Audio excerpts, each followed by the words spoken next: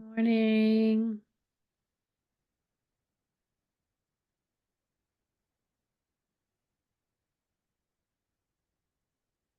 Morning, Baba.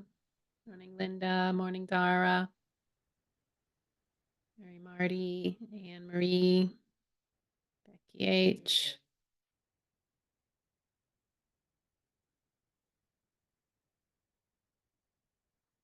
There you are.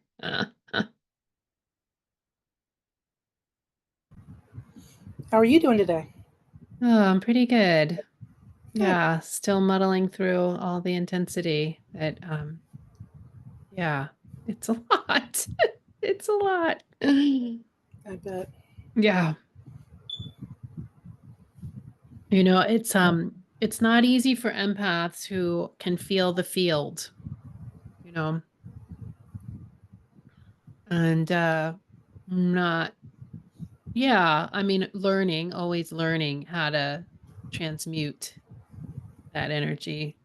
So that's a big learning for me. Ongoing learning.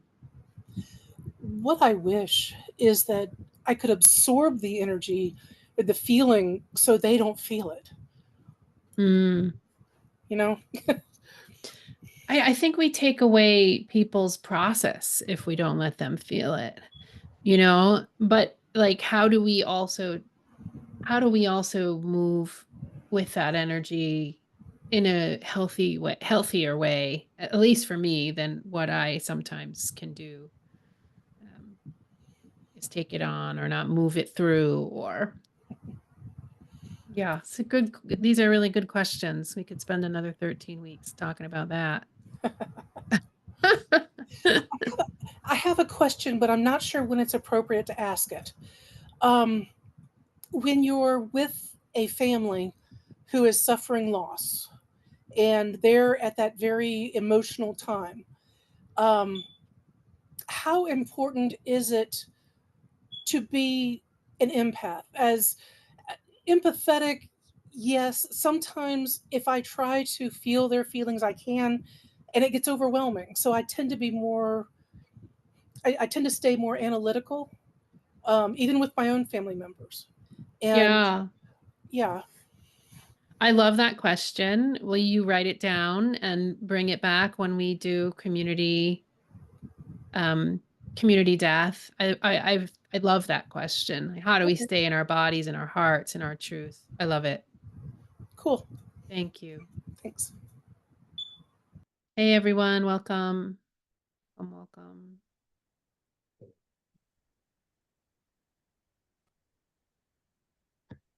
Hmm.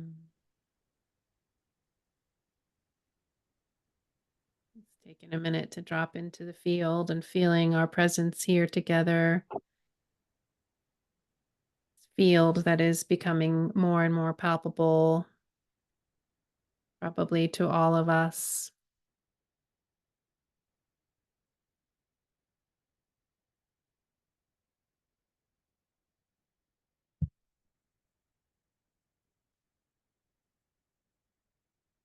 Hmm. Love seeing you all. And even those who don't have their video up, I can feel you and see your names. Really lovely. Welcome to week 4. I believe it's week 4 already. We'll start with a body meditation. And this is a simple one. Invite you, if it feels right, to close your eyes. If not, soften them. And this is a sweet little um, scan of the body starting at the feet.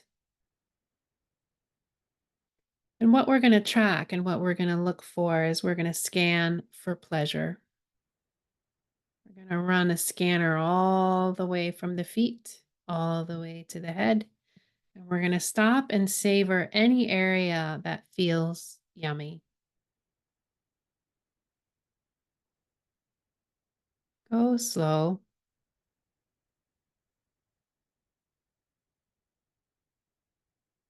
Could feel neutral or contented. but yummy and pleasurable is what we're tracking. What feels yummy as you scan from the bottom to the top?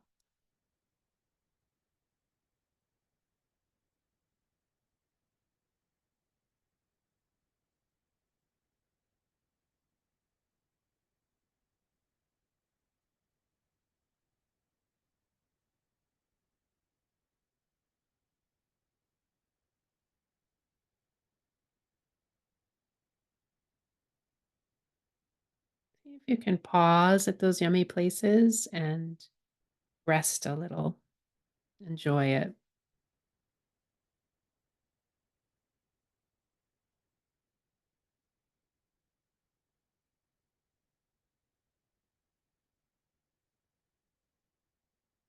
If you've gotten to the top of the head, you can come back down.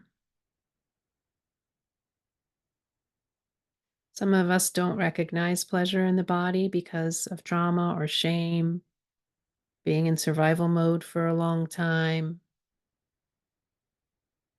but they're there. See if you can find one spot in particular that's calling to you, that wants to have some fun. You can really cherish and revel in it.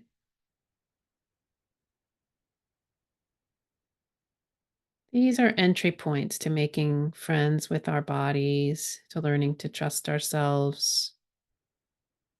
And all trauma work starts with resourcing ourselves in the body.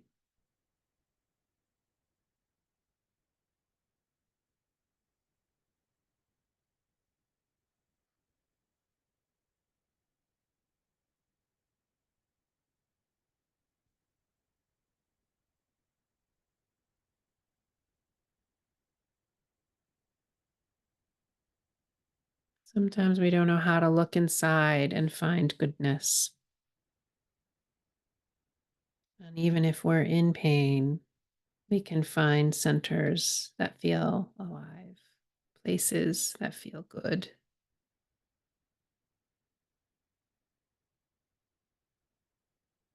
Awesome. So you can bring that to a close. Slowly coming back, slowly opening your eyes. Anyone want to share a particular yummy spot that they had some fun with?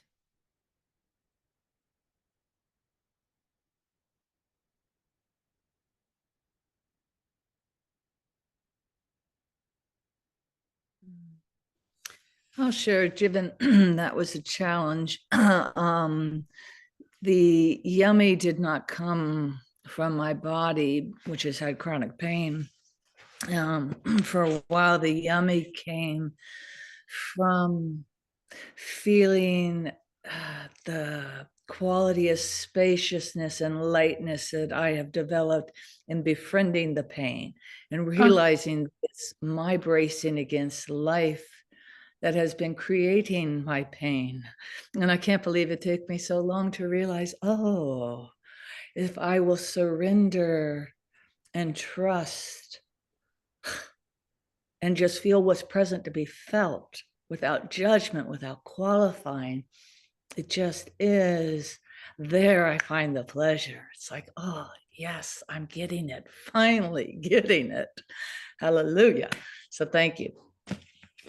ooh, I am taken with that wisdom. Ooh, ooh. And just as a note, your midline meditation last week, oh, Lee, that gave me such a gift because I realized, oh, that's a very familiar space I went to very young for protection. It's like, oh, it's magical in that midline space. So thank you. Mm-hmm. Mm-hmm. Mm. Yeah, I'm really touched by what you're sharing. And thanks to the cranial sacral, the biodynamic cranial sacral people who have put words to that. We really shout out to them. Thank you. Does someone different than has shared before want to share a beloved dead an ancestor that might be with you next to your candle or on your altar that you want to introduce us to. A couple of sentences, their name and their relationship to you. If you have a picture, great. If you don't, that's fine too.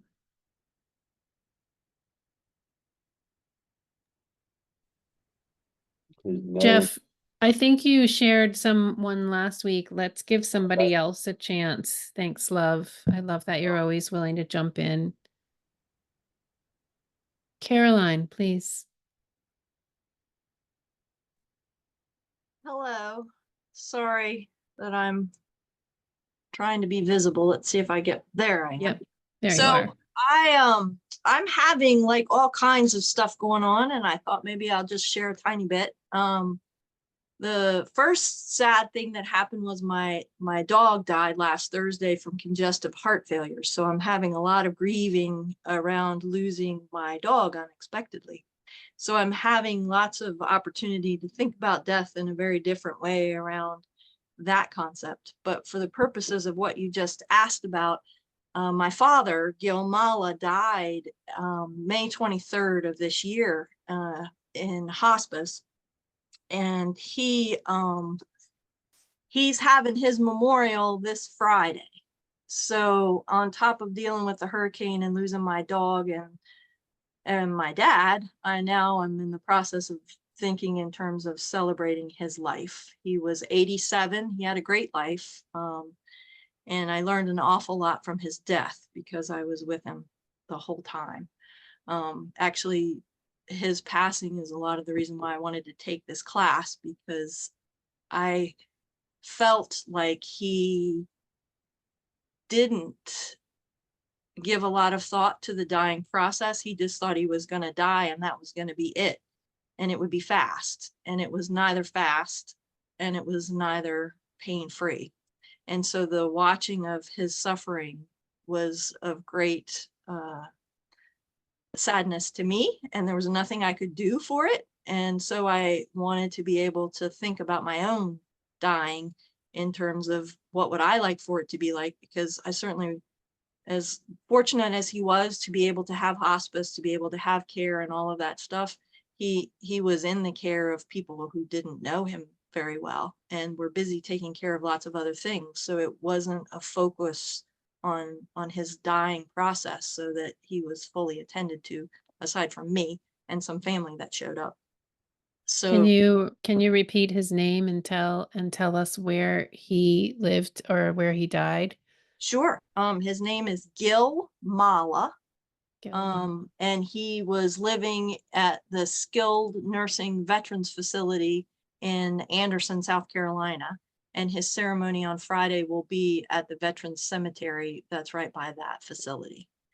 So Thank he you. had a very traditional going out of this world according to our current culture. And so I learned a whole lot about all of that. Mhm.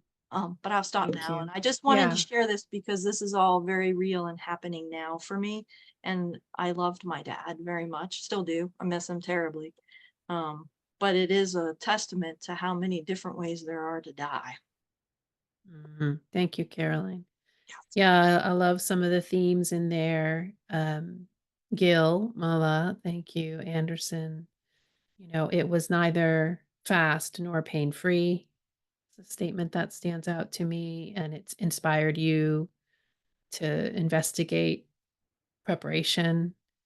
Um, and yeah, you're in the midst of it. You're in the midst of dealing with this devastation around us and your dog dying and your father's memorial. So just really feeling my heart expand with all of that. Thank you. Thank you. Mm. You're getting some hearts in the chat. Thanks for being willing to share that. Um, I have been sinking into one of my favorite poets um, this week, John O'Donohue. Anybody familiar with John O'Donohue? If you take nothing away from this course and you somehow fall in love with John O'Donohue, my work will have been done. here and your life will be improved. Yeah. So John O'Donohue died about 15 years ago as quite a young man, early 50s. And he was a Catholic priest. He's from the west coast of Ireland, and he was a Catholic priest for about 20 years, and then sort of forged his way into, I don't know, some kind of Christian mysticism, into into poetry, into philosophy, into corporate consulting, sort of this interesting mix. But anything you pick up by John is, I don't know, from my perspective, life changing. And one of the things he said in a recent interview that I heard, what I was listening to, is, "It's strange to be here. The mystery never leaves you. It's strange to be here. The mystery never leaves you." But the one I was going to read to you today, this quote from him, it says, "May you recognize in your life the presence, power, and light of your soul. May you recognize in your life the presence, power, and light of your soul. May you realize that you are never alone, that your soul and its brightness and belonging connects you intimately with the rhythm of the universe. May you realize that you are never alone, that your soul and its brightness and belonging connects you intimately with the rhythm of the universe." John O'Donohue. So today our topic is honoring the container with your values, with our own values. And I'm gonna talk a little bit about how that breaks down. But let's do a little recapping of last week. We did cultivating the qualities that make for a good death, the characteristics for dying, how to curate them. We looked at the different words for this infinite part of us. We took some time to think about our relationship to that part of us, and how to strengthen it, right? How to turn up the volume on that primary, really important relationship. We talked about what makes for a good death in your mind, in each of our minds, and how to cultivate those qualities. Um, that's a thick bunch of stuff. I mean, we could do a mystery school just on this topic for an entire year, right? Um, and so I'm curious if folks want to share how they've been integrating that. And again, integrating to me is, what did you dream about? What was in the back of your mind? What song came into your head? What did you talk to your buddy about? And I didn't put buddies on the homework slide last week, but I think the conversation, the dialogue, the connection with buddies is an every week invitation, if that works for the two of you. Um, it's a pretty big help for integration, knowing that someone's there as a sounding board, as a reflector. Um, so does anyone feel to share specifically on the topic of last week's um, last week's themes and how you might be integrating that?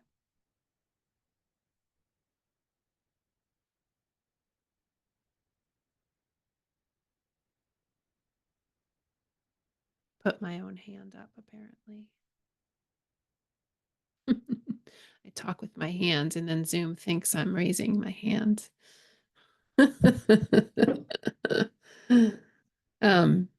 Yeah, so the questions are, how have you been sitting with your relationship to the infinite part of you?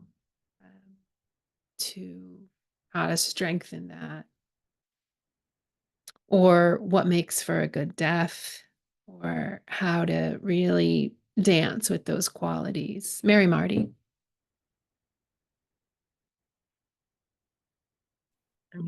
Thank you.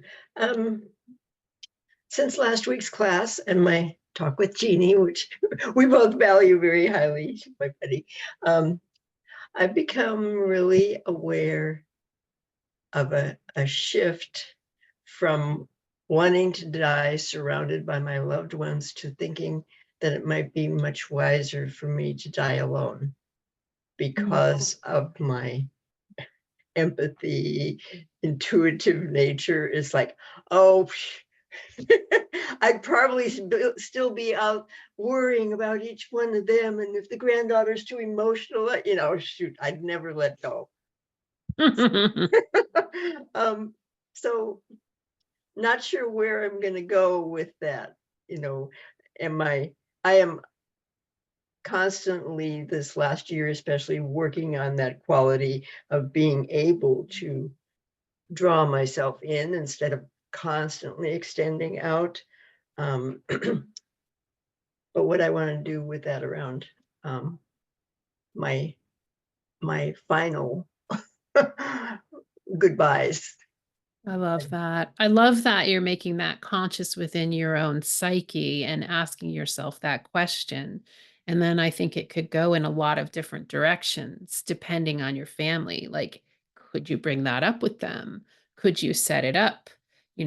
Could you even overcome your own compulsion to take care of everyone else? Right? Like, these are sort of the questions that emerge from this of like, how do I have the quality of this inner experience when my family probably also wants to be included? So how do I navigate that? I love the complexity of that, Mary Marty. Thank you. Thank you. Anyone else want to share?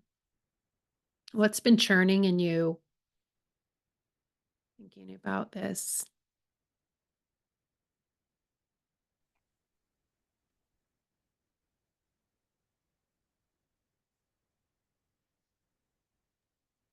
Becky.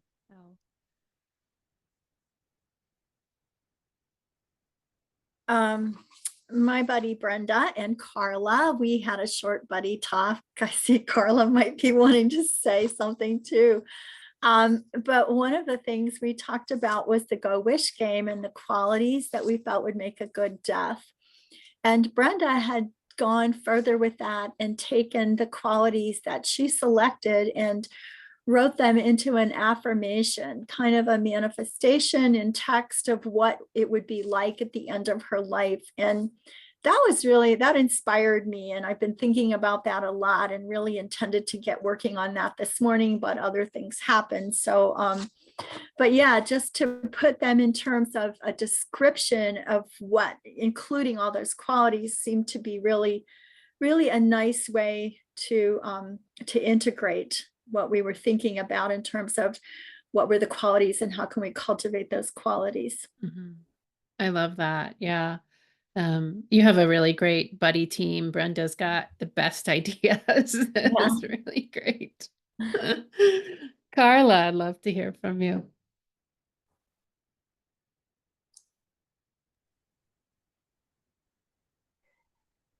Well, I'm the other buddy in that trio. That's great. With Brenda and one of the three Beckys. But the Becky who just spoke is our other buddy. For me, I also have come to the realization that I want to be at least comfortable with dying pretty much alone, except for my higher power being with me. But my reason is a little bit different. I've lived in 9 different states in the US, and my son married a Norwegian gal, and they are trying to emigrate to Europe. And the last time I took this class, which was about 6 months ago, there was a participant in the class, and he lives in Israel, New York, and then he's got 2 of his children in another states. And I just thought, well, this would be impossible to get your family in at your bedside. And I was just so inspired by his attitude of that that's okay, that we don't need to be afraid in our final hours if the people that are in our bloodline are not there. So, I mean, and I wasn't able to accept it in the last class, but now I'm coming more into acceptance of that. That if I want this lifestyle of living in Europe part of the time and the States part of the time, and I don't want to have property because there's, as we all know now, there's no security in property. I mean, I've already lived through two two hurricanes and a wildfire evacuation. So it's just a matter of feeling connected. Oh, and that was the other thing that came up in our buddy meeting on Friday was that one of the women suggested that we give each person, or that I give each person in my intimate circle a role, but it doesn't have to necessarily be physically at my bedside. So that was Yeah. very helpful to think Yeah, about. that's beautiful. Thank you. Yeah, thank you. And my friend Mary Lane has done that too and has super shamanic friends. And one of them has the task to help her spirit cross over, and another one has a different task. And, they don't need to be physically present, although she does live near them. So I love that. And I love that you got inspired by Michael last time, and and now you're sort of trying it on in a new way. Because of the multiple geographic locations. Thank you. Yeah. And also, I think this is an expanded version of that course. And so last week we got to settle much more deeply into this question of, who's there at the moment of death? Who is that? What is that presence? Which I love that question.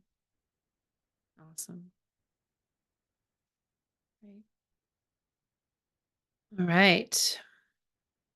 We also had the homework last week of the Go Wish game. Did anybody do that game? Show of hands. Excellent. A few folks. Yeah, excellent. Excellent. It seems like about half of you or more. Great. It's a good game, isn't it? Really, really helpful, especially when it starts to limit you to what you can make a priority. And that's a bit of the trick of the game. So I will just do a little screen share here so we can go a little bit on the same page. I want to reiterate again my deep gratitude for the willingness for folks to do this length of a class, because it allows us to slow down. And I really think that our culture is so rushed about everything, about too many things, and that this topic is yeah, if we're going to touch the mystical realms, we really need to slow it down. So I'm super grateful. So this week 4, honoring the container with your values. So we're going to pick up where we left off with the 5 wishes. We're going to do wish 2. Medical interventions is a huge, big, really complex topic. So we're going to spend some time there with pain management. I'm pretty sure we're not going to get to alternative endings today. I will touch on it, but I think we're going to have to push it to next week because that needs a lot of unpacking. People have a lot of feelings about that. And being at choice is really related to what we're talking about this week and to the alternative endings.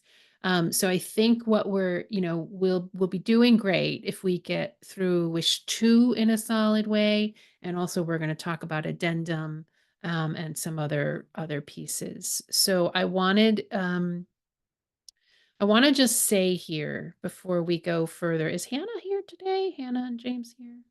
See them? I don't know if she's here. Anyway, I wanted to really, just stress the thing that Hannah brought up, which is we may not have a bedridden death, right? We may not be in a bed in a process where we're making decisions in that context. That may not be our reality or the reality of people close to us. But a lot of end of life planning is built around that assumption. that will have an opportunity to decline, that there will be a decline. And, we have the most data points from that. We have the most medical, context for that. It's the most controlled environment. So then we can really sort of like wrap our minds and arms around like, well, what if this and what if this and what if this, right? It's helpful. It's a helpful context. We don't need to throw it out. But I really, really want to stress again that it may not be our experience. In, you know, lots of folks, have other kinds of experiences. I don't know what the statistics are, what the percentages of people die in a bed versus die on a lake, drowning or um, from a gunshot wound or in a car accident. I mean, these things, are maybe socioeconomically dependent. There's probably in cities, more folks of ethnic, racial backgrounds that are more likely to die young and more likely to die on the street, right? So statistically speaking, this group may be more likely to die in a bed, but I just want to bring our attention to that because it's a really good point, and Hannah did bring it up. Um, Peter Levine wrote this incredible book. Anna, you can share the link for it's a book called In an Unspoken Voice. Now, this man is one of the foremost pioneers of somatic trauma release, and he's written a number of books, PhD, and brilliant. And he was hit by a car well into his career. This man, teaching about trauma, created somatic experiencing. He's the founder of somatic experiencing. And he got hit by a car well into his work. And he was able in this book, In an Unspoken Voice, to describe what happened in his body. Outrageous story, really. And he talks about, this dissociation, the panic, all that happened, and what he knew to do to get himself unfrozen and at choice and more regulated. I mean, this is a man who'd just been hit in his physical body, been hit by a car, and had enough wherewithal and enough skill and knowledge about the process of embodiment that he was able to get himself back in his system in the ambulance. That's some mastery, and so I think my point in bringing that up in the context of we may not die in a bed, we may not have a decline, we don't know, is that it's okay to practice death. It's our practice of death will serve us wherever. We may not get the thing that's written down on the paper, but it will serve us, much like Peter Levine's somatic work served him in that moment. That makes sense? Great. Great. I want to remind you of this checklist because as we get into these wishes, as we get into this paperwork, it can get thick. And if you can work with your buddy with this checklist system, it's going to help you move to the next step on the journey of preparation. If you give yourself a deadline, if you tell your buddy about the deadline, it helps hold some framework, some tone of accountability. So that is one was on the preliminaries page, and you have access to this in the resources as well. Any questions about any of that so far? Checklist, bedside dying versus non-bedside dying.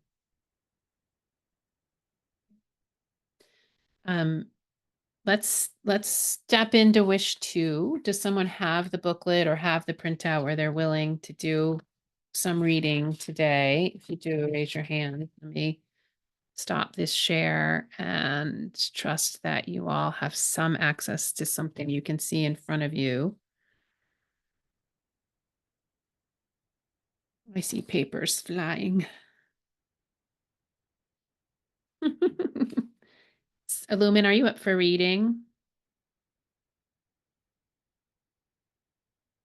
Yeah, I'm available for that. Great. I'm on page 6. It may be a different page, but it's basically wish to. And Lumen, could you read the 3 sections that are there and stop at in case of an emergency? Okay. Wish to. My wish for the kind of medical treatment I want or don't want. I believe that my life is precious and I deserve to be treated with dignity. When the time comes that I am very sick and I am not able to speak for myself, I want the following wishes and any other directions I've given to my healthcare agent to be respected and followed. What you should keep in mind as my healthcare giver. I do not want to be in pain. I want my doctor to give me enough medicine to relieve my pain, even if that means I will be drowsy or sleep more than I would otherwise. I do not want anything done or omitted by my doctors or nurses with the intention of taking my life. I want to be offered food and fluids by my mouth and kept clean and warm. What life support treatment means to me. Life support treatment means any medical procedure, device, or medication to keep me alive. Life support treatment includes medical devices put in me to help me breathe, food and water supplied by medical device, feeding tube, cardiopulmonary resuscitation, major surgery, blood transfusions, dialysis, antibiotics, and anything else meant to keep me alive. If I wish to limit the meaning of life support treatment because of my religious or personal beliefs, I write this limitation in the space below. I do this to make very clear what I want and under what conditions. Thank you, Lumen. Thank you so much. There are 2 other people who are willing to read. Anne Marie and Carl. Anne Marie, would you read the next page, which for me is 7, for you could be a different page, the very top sentence along the top, and then the left-hand column. And then Carl, you'll read the right-hand column.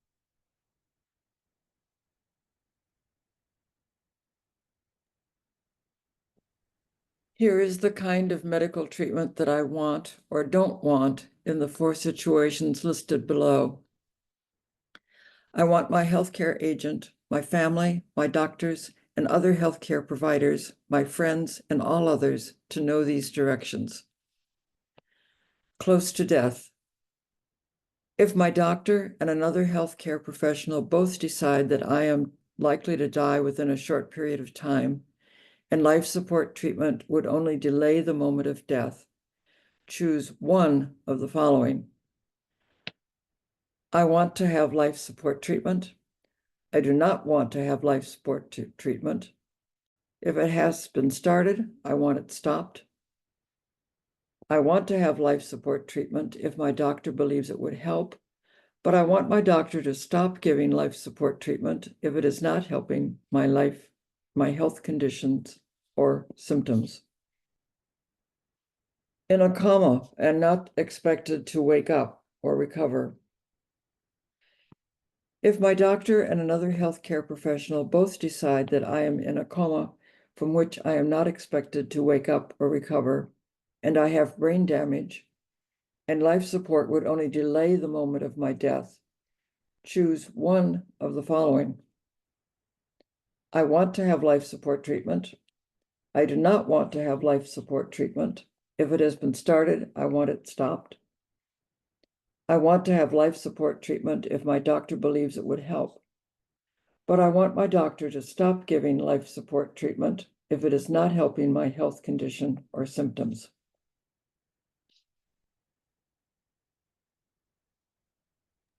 Thank you, Anne-Marie. Go ahead, Carl.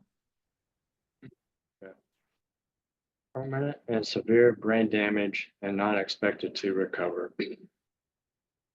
If my doctor and another healthcare professional both decide that I have permanent and severe brain damage, for example, I can open my eyes, but I cannot speak or understand, and I am not expected to get better, and life support treatment would only delay the moment of my death, choose one of the following. I want to have life support treatment. I do not want life support treatment. If it has been started, I want it to stop. I want to have life support treatment if my doctor believes it could help, but I want my doctor to stop giving me life support treatment if it is not helping my health condition or symptoms. And another condition under which I do not wish to be kept alive. If there's another condition under which I do not wish to have life support treatment, I describe it below. In this condition, I believe that the cost and burdens of life support treatment are too much and not worth the benefits to me. Therefore, in this condition, I do not want life support treatment. For example, you may write end stage condition. This means that your health has gotten worse. You are not able to take care of yourself in any way, mentally or physically. Life support treatment will not help you recover. Please leave this place blank if you have no other condition to describe. Thank you so much. We are going to take a full 5 minutes, get up, stretch, move, and then we're going to dive into this a little bit more.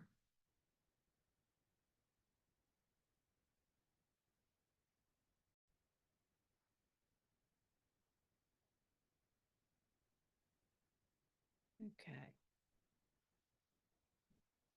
So I want to unpack life prolonging measures a little bit.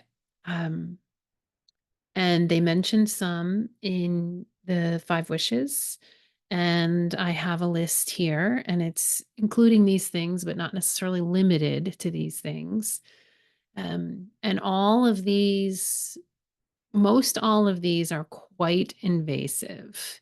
And I have been reticent in the past to have too strong of an opinion on these things because I didn't want to really influence people in my classes one way or another. I really wanted them to make a good choice. Around,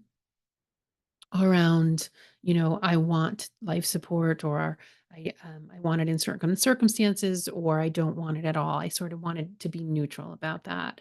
But in talking to Brenda, actually, who's not here today, who's a doc, and she passed a video along that I'm going to share with you. Also, I've changed my mind a little bit, and I'm more strongly going to give my opinion about these things because in part people don't understand or don't know how painful, invasive, and disruptive some of these measures can be.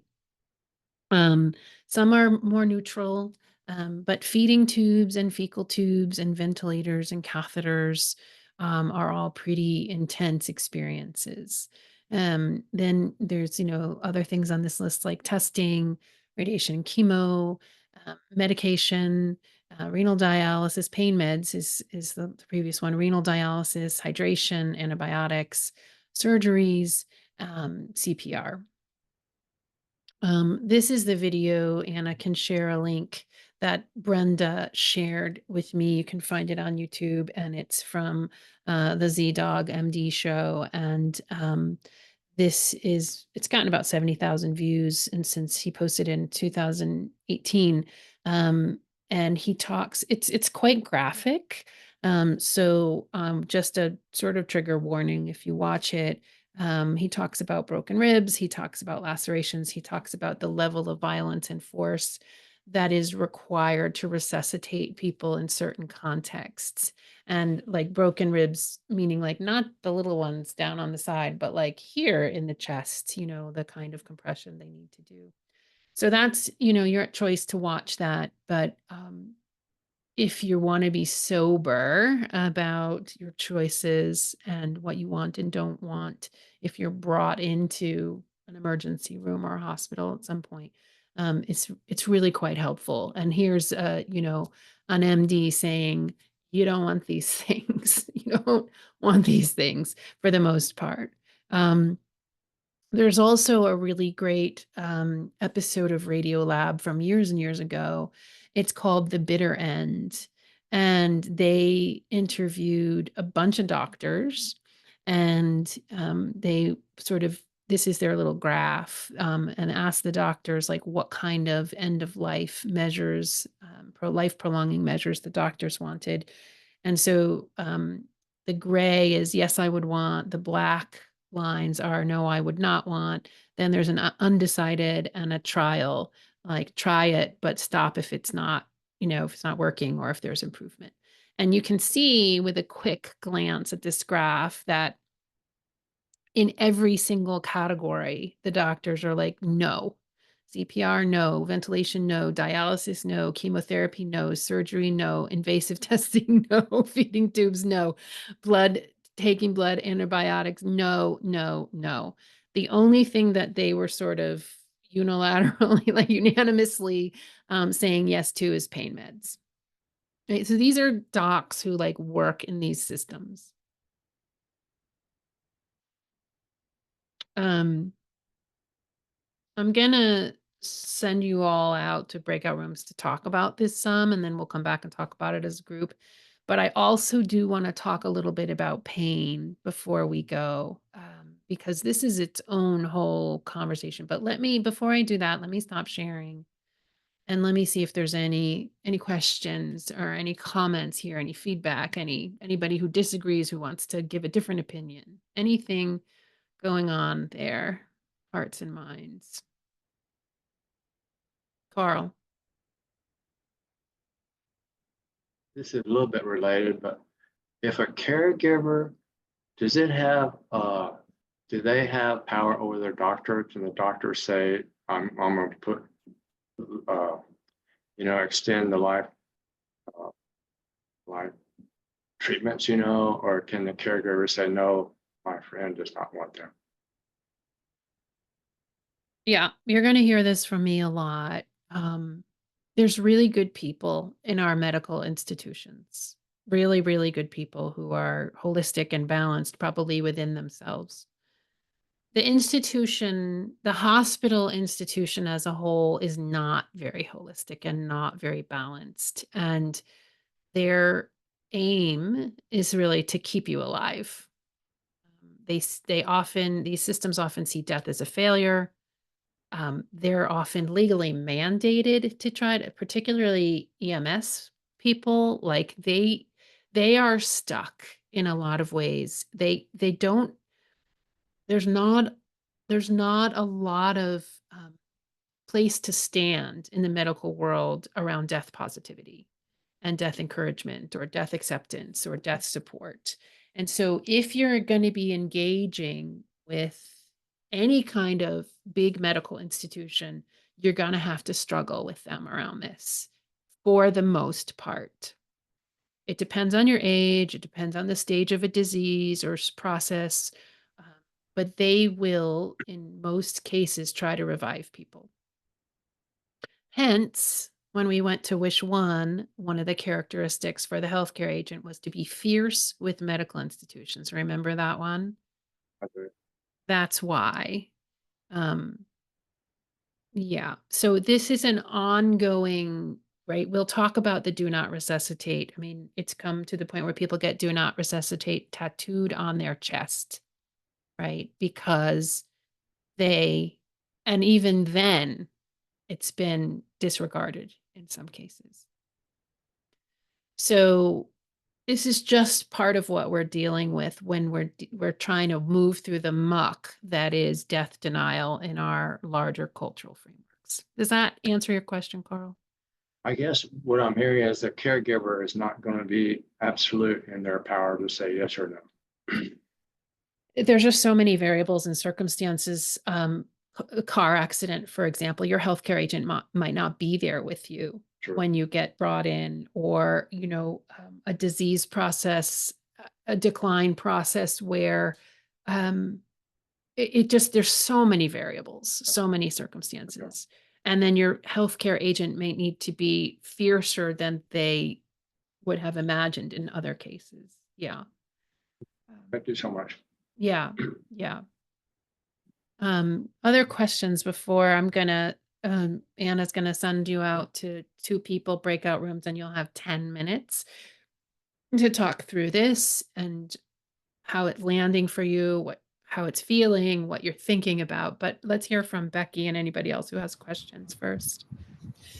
My mother had a stroke and was put on life support. And about a week later, she had not improved. And the doctor pulled the family into a meeting room and said, "This is the situation. This is the outcome that you can expect." And I kept asking, "What do you recommend?" "I don't recommend anything. I'm just telling you the situation." "Well, if this was your mother, what would you do?" "That's between me and my mother." Uh, he would not make a recommendation one way or the other. We had to make the decision as a family. That's just my experience. Yeah. I mean, they're really stuck. I mean, they have malpractice insurance, they have lawyers at the hospital. I mean, there's compassionate ways to do that. Social workers at the hospital have a little bit more room to have those conversations. Hospice chaplain or, hospital chaplain have even a little tiny bit more room. But it's really helpful for us to know their code and their language. Probably many of us here try to stay away from those systems as much as possible. But it may be true that we're interfacing with them at the end of our lives in ways that are less than ideal for us. So it's good to know what we're dealing with. Anne Marie, question. I'm curious how, if one wants to be an organ donor, this fits into these end of life discussions. Because it happens after death, but usually there's a need to keep the body medically maintained in order for donor donation to take place. Yes, there's relevance regarding that both before and after death. There's a limited number of things you can do with the body after death because it has to be really available to be harvested pretty quickly.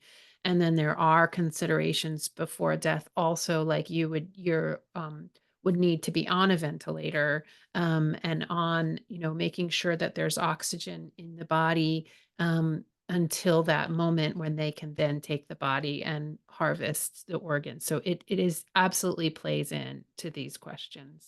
Thank you for asking. And I don't know, I'm not inside a hospital worldview, but it's possible that if they see organ donor on a license that they'd be maybe more inclined to to be on a ventilator, because I don't really know the answer to that. I think that's a really good question. Yeah. All right. Maria, I'm going to ask you to help me with your name one more time. Am I saying it right? Am I saying, is Yes, it Maria? Maria. Yes. Maria. Okay, great. Yeah. Thank you. I wanted to add to this discussion, and I know that it's not guaranteed, but having an advance directive that can be filed with the state of North Carolina. It's a very simple form, and the hospitals can access that. And also having your primary support system all have a copy of it. And I know if I'm, across the world somewhere, if I'm somewhere else, that may not be an option, but I know that it helped with several friends and family members to have the details, like in the 5 wishes. My healthcare power of attorney has a copy of my 5 wishes in her glove compartment, as do I. So it's not a guarantee, but having it written down, my healthcare providers have a copy on record that is accessible through the medical record system. So that's another step that people can take. Again, no guarantee, but it's one way convey information ahead of time, because sometimes they won't even listen to the person on the gurney, right? Because you're in an altered state. Yeah. I'd like to hear more about filing with the state because I don't know about that, and I have a really hard time believing that would make any difference. Just to just to remind everybody, the 5 wishes is an advanced life directive or a medical directive. Often it's too unwieldy and maybe a little woo-woo for medical institutions. So part of the redundancy is we fill out these really short forms called most or post, and we're going to get to that in week 6, which is learning to fill out the forms they want, not, and we sort of use what we've learned and what we've put down for the 5 wishes, which is sort of more of a family directed, a loved ones directed guide, but we sort of translate that to their forms. And so the hospital is going to want a different form, and that's okay. It's redundant, and we love redundancy in this particular bucket of end of life paperwork. We like redundancy. And so we're going to review those. And what Maria is saying is, even if it's in your glove box, even if there's a wallet card in your wallet, if you're in some kind of accident, nobody's looking for that. You will get resuscitated. Probably 95% chance. Nobody's going to look for that. And so again, this is an opportunity to plan for what we want and get what we get. Right. So, and just to sort of know what the orientation of the institutions is, and just to sort of come to reality about that and acceptance about that and do our best. So thank you, Maria. I'd love to hear more about the filing with the state. I've never heard of an institution looking for a state filing, but I'd love to hear. I'd love to know what that is. And usually every place you go is going to have a different form for you to use. And it's okay, as long as you know what you want, it's easy to complete them. The point here is considering what you want. So let's go ahead and do 10 minutes with a 1-minute callback with 2 people each. And your task is to discuss wish 2 with each other. And then you'll be taking this with your homework this week too, with your buddy and your loved ones. Any other questions before we go? Okay. Ready. We're ready, Anna, when you are.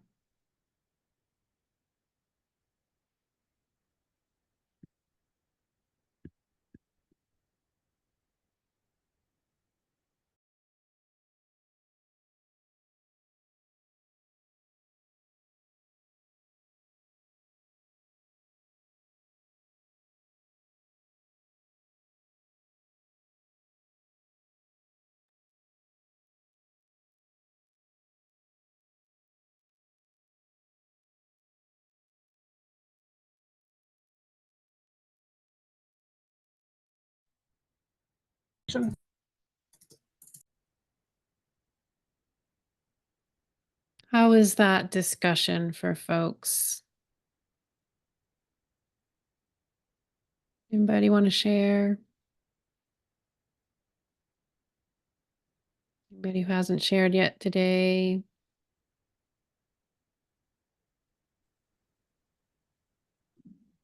Becky L. I'm happy to share.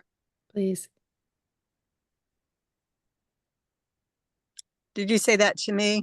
Yeah, Lee? Becky. Yep. Yeah, so good to share. I think I was with Damon. Sorry, I'm on a phone. It's hard for me to see everything, but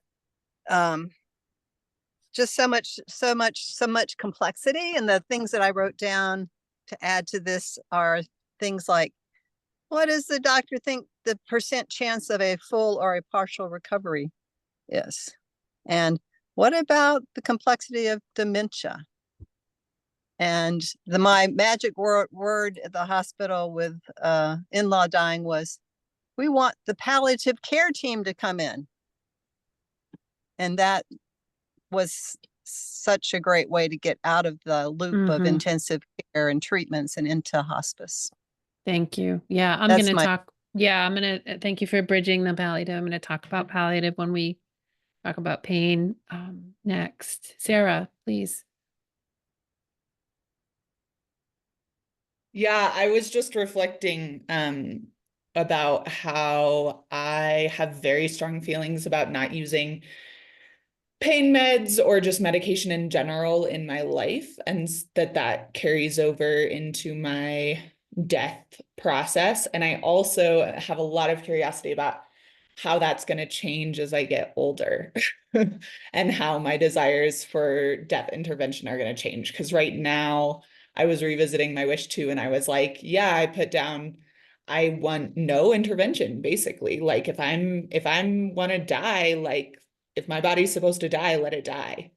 I don't want I don't want medication. I don't want any of that stuff. And I'm curious to see how that develops as I get older.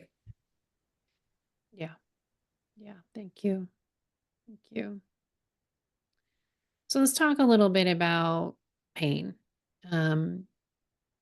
We've talked about interventions in general, which is, part of your homework is to just really contemplate those life prolonging measures and watch that video if you care to, and maybe listen to that podcast, that Radio Lab podcast.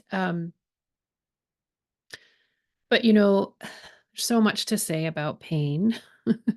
um, what's palliative care? So palliative care is sort of an interdisciplinary approach sort of aimed at quality of life when folks are dealing with something very serious or complex or chronic or terminal.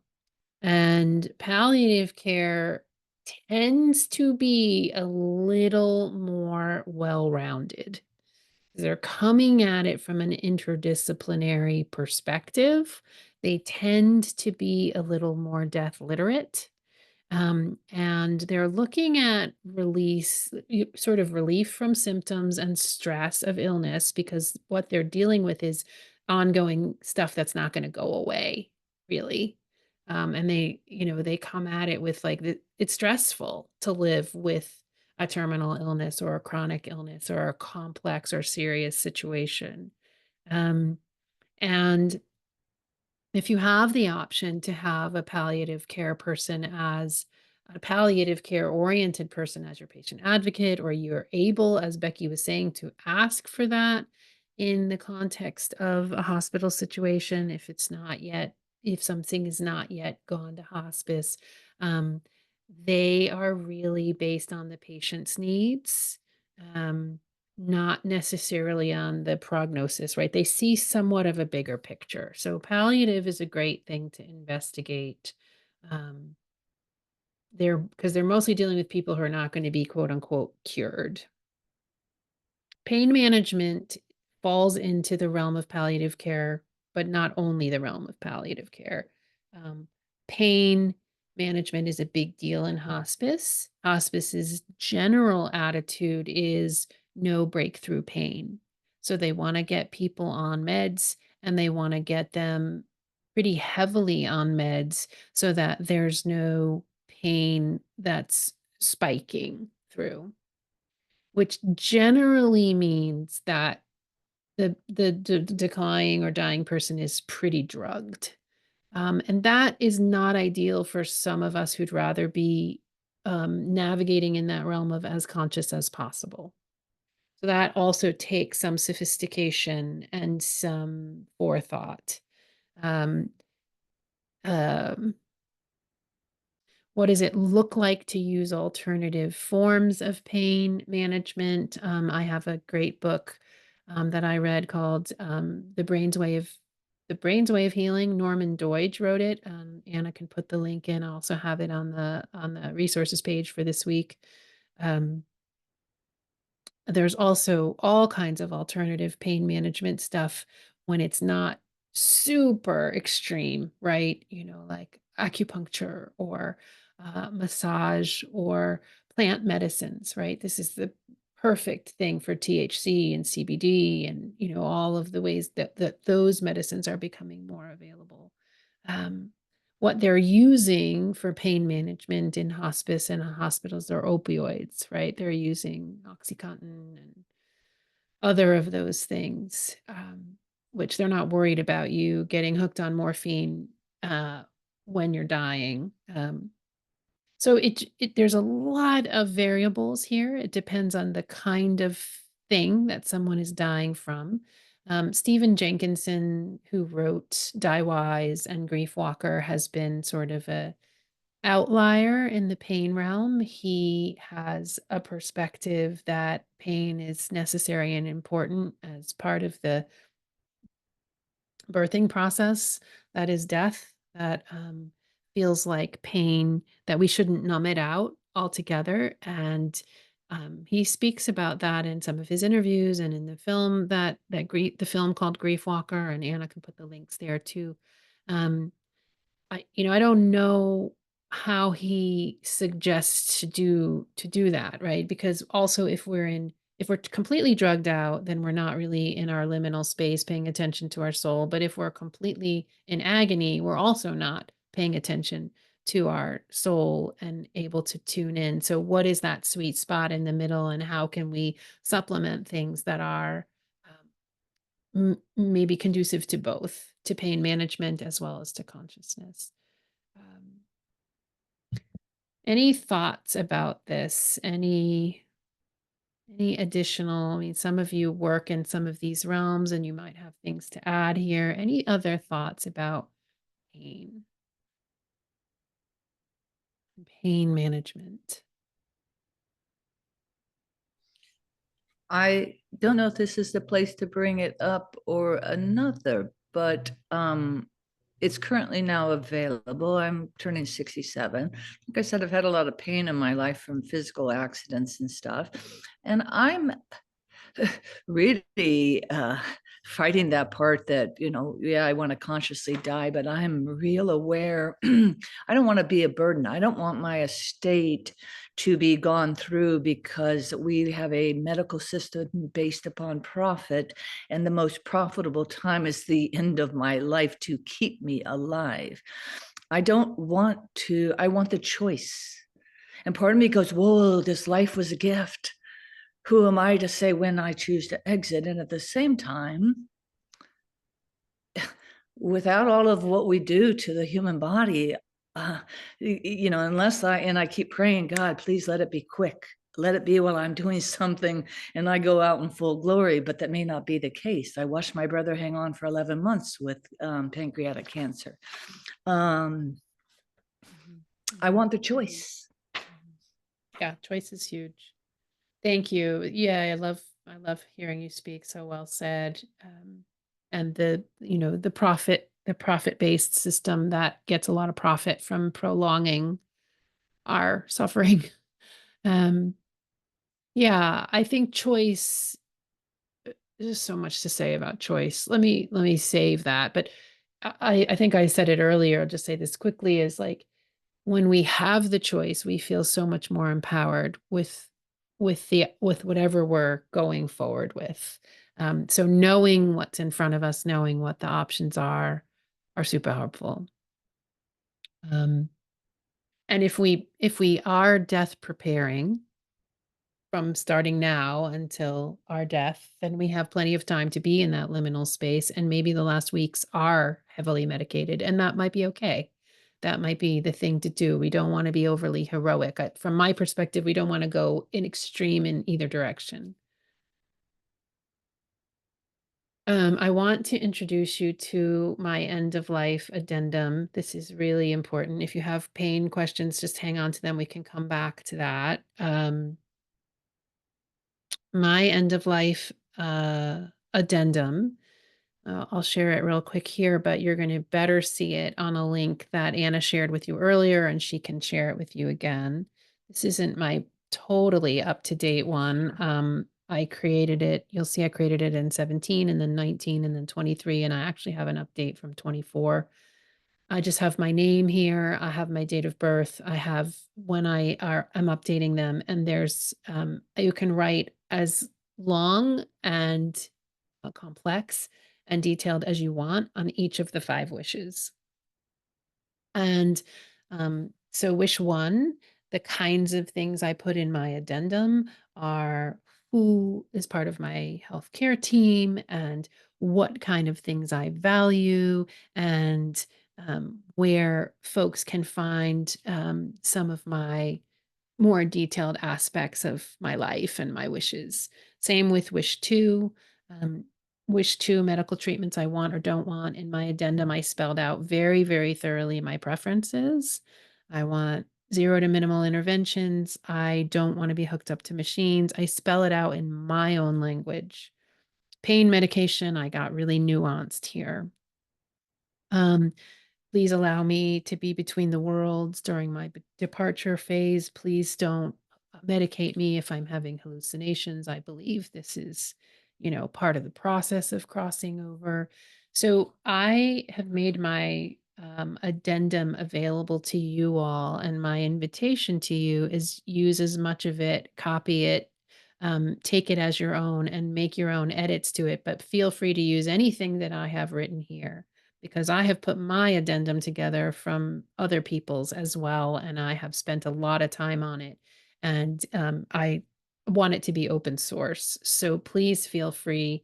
The Google Doc version, you're not going to be able to edit, but you just can copy that and put it in your own Google Doc. And then the Word doc version, you can just download onto your computer and make the changes right into that document. But this helps, you know, the 5 wishes is a template. They're trying to serve millions of people with the framework that is going to be the best for most people. And you'll notice in wish 2, it says, I do not want to be in pain. I want my doctor to give me enough medicine to relieve the pain, even if that means I will be drowsy or sleep more than I would otherwise. The reason they have this really highlighted on that sort of page 6, that very first section of wish 2, is this is what most people in the world are afraid of. They're afraid of being in pain. And so they're highlighting this in the 5 wishes because they want people to have that option and to be, and that is a very valid option. But if you want something different than that, you can cross that out and you can add some words into the booklet itself, or you can add your addendum. It's unlikely that anyone in a medical institution will read your entire 5 wishes or read your addendum. It's really for your care team and your loved ones.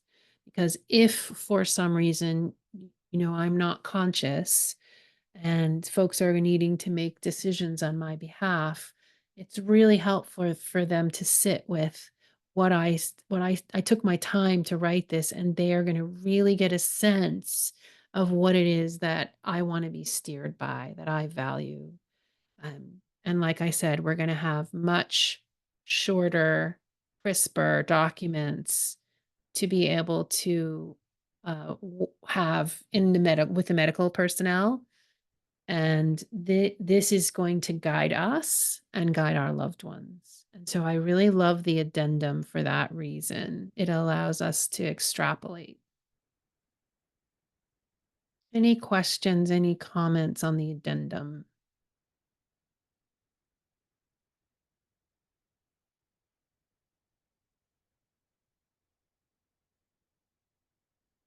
Anybody who's done an addendum want to share? Sarah, do you want to give some input here on your addendum process, or how that helped you? Yeah, I mean, I think I didn't even really understand like how complex it could be until I read yours. And then I was like, oh, there's so many things in the 5 wishes that like either don't apply to me, or I don't like the way that they framed it, or it just wasn't enough detail. And so, yeah, I would really encourage everyone to have an addendum. I even like fleshed mine out with like, here's some event planning stuff for my funeral because I'm an event planner and I know how stressful event planning is, and I don't want my people to have to stress about the event planning details, right? Like, so you can provide a lot of helpful information in there, and I would encourage it. My And sweet Virgo friend who's planning her own funeral. Love it. and thank you for making it open source, Lee, because it's really helpful framing that for me was really like resonant to how I also like think about death, and like it's alternative language that you're not going to find in the 5 wishes. Yeah, Jeannie. I was just thinking as I was like listening to you go through it all, um, creating like once I get this all done, I think I'm gonna make a video walking through everybody through exactly what I want, because I can really emphasize things through my voice and like versus, you know, and make it for the kinesthetic people. Because like I'll look at something, like I'm not a reader. But if I can watch a video of my friend, like, all right, Jeannie, this is what you're gonna do. Bam, bam, bam, bam, bam.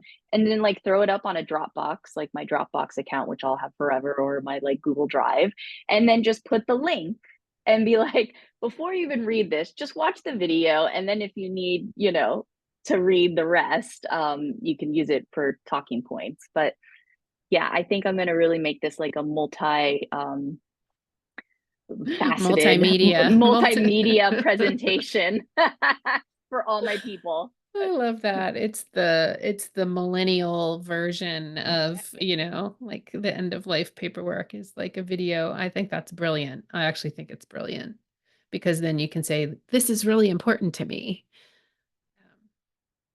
Yeah, that's really great.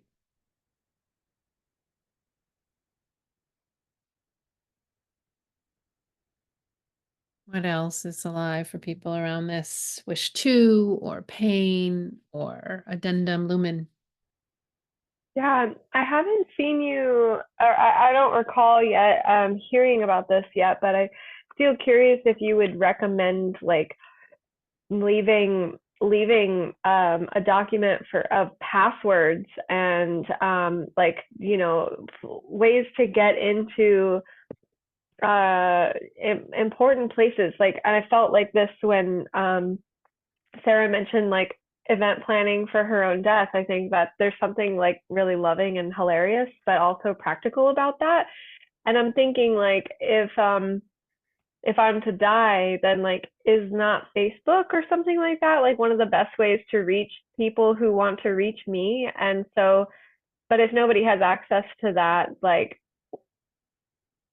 whatever. So I'm thinking, you know, like passwords for other kinds of things where pertinent information might be. And so I just wanted to Thank you. like Yeah. We will be talking about that. The short answer and the preview answer is that I put all of my paperwork into one PDF. So it's only one document. It's one PDF. I just put everything in there. And then I send it to all the people that care about this stuff, either because they're a healthcare agent or they're my family member or my spouse. And then it's also in the drive. So I send it to them by email. I send it and I put a link to the drive. So it's duplicated, it's redundant in that way. We also printed everything out and stick it in a plastic folder and put it in our freezer because it's great to have it accessible and handy for someone who may not have the key or the combination to your safe or doesn't want to go through file folders. And so there's a standard practice of keeping it in your freezer, paper copy. So we have done all of that.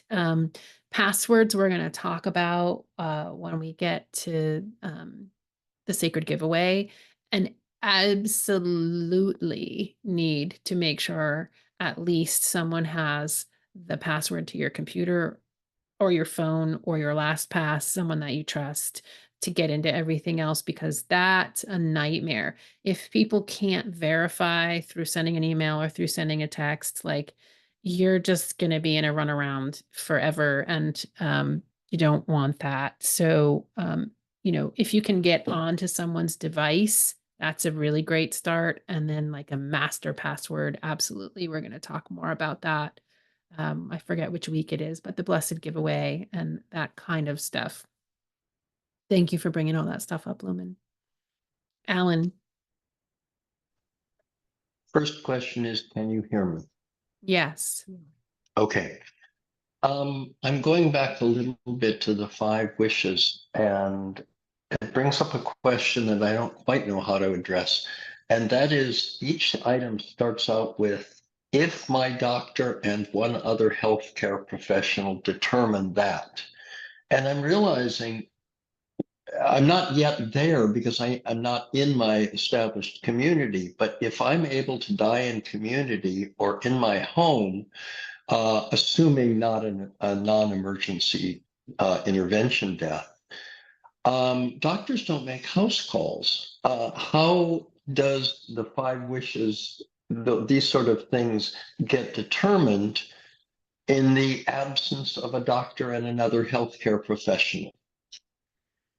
Well, in your ideal situation, you would, let's say you had your ideal situation, which is I'm in community, I'm at home, I know I'm declining, everyone around me is death literate. We're going to just sail on into the great beyond, and we're going to do that without any other professional involved. You don't need the 5 wishes. You just have that ideal situation, right? If you're going to have a less than ideal situation and hospice is going to be involved, for example, often hospice does make house calls, or there may be a hospice facility that you would get moved into. And in that case, hospice does a process where they do actually approve or disapprove you for being in their program. Like, there's certain different counties have different standards, but generally speaking is you have to have sort of a short-term terminal illness. You have to be sort of dying within the next 6 months or a year. And the reason that they put my doctor and another healthcare professional is it's just a framework for like, no one's going to decide this alone, right? It's contextual. But again, there's so many different variables of situations, but usually in institutions, they're making that decision like, hey, this person's not going to live unless they have life support treatment, and there'll be sort of a team of people that make that decision, and then they usually come to the family or the healthcare agent and say, what do you want to do? This is the situation, right? So there's just such a spectrum of potential outcomes. But did that answer your question? I think it answered it about as well as could be. Okay. Because, you identified it as the ideal situation or a less than ideal, and that's about all we have control over. So thank you. Yeah, it takes a pretty prepared person, I would think, to be able to go into the death process with no medical um, components to that, like no pain med, or it would take a very practiced, I think, person, because it gets scary towards the end of life with breathing and with pain often. It would take a really spectacular situation, and I wish that for all of us. But I don't know if we're quite there yet in our journey towards death literacy and accessibility. But who knows? I wish that for you, Alan. I wish that ideal death for you. For all of us, not just for For me. all of Anyway, us. thank you. For all Thank you of for us. addressing that. Yeah. Yeah, you bet.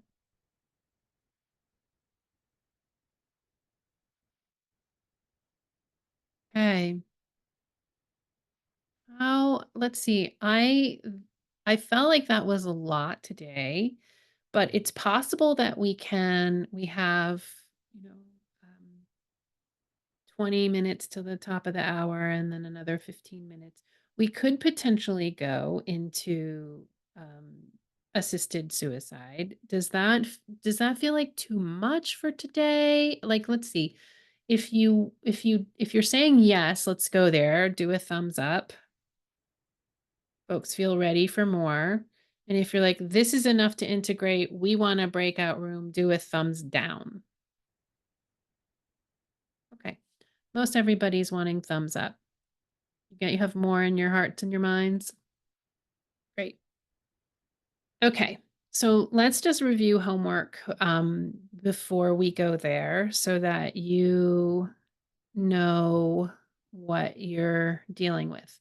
If you haven't played the Go Wish card game, I really strongly suggest you do. It's awesome. Contemplating Wish 2 and life prolonging measures.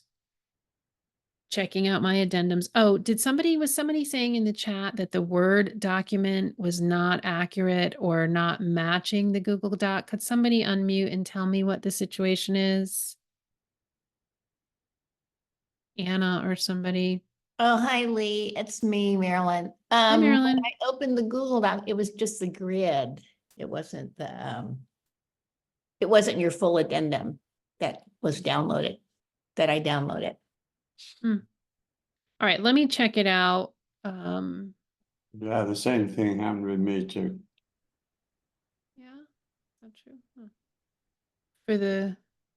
Okay, let me For make the sure Word doc. It's just a different document than the Google Doc. Okay. Thanks. All right, I'll make sure to get it and make it right in the resources and also in the chat. Have conversations this week, talk with your healthcare agents or your loved ones, your close ones, talk to your buddy about this. These are big decisions. And then watching an invitation to watch the Is This How You Want to Die? And the bitter end. So that's a lot. That's just a lot to sort through. I'm also seeing here that Jeff, did you have something you wanted to share? Did you have, I think somebody put in the chat that you had. Does that ring a bell to you, Jeff? No. Okay. Jeff, I was just sharing, which is, I don't want you to put you on the spot, but you were sharing about your wife and her passing. And so it was very impactful for me, what you shared and how important it is to have the 5 wishes completed. That was all.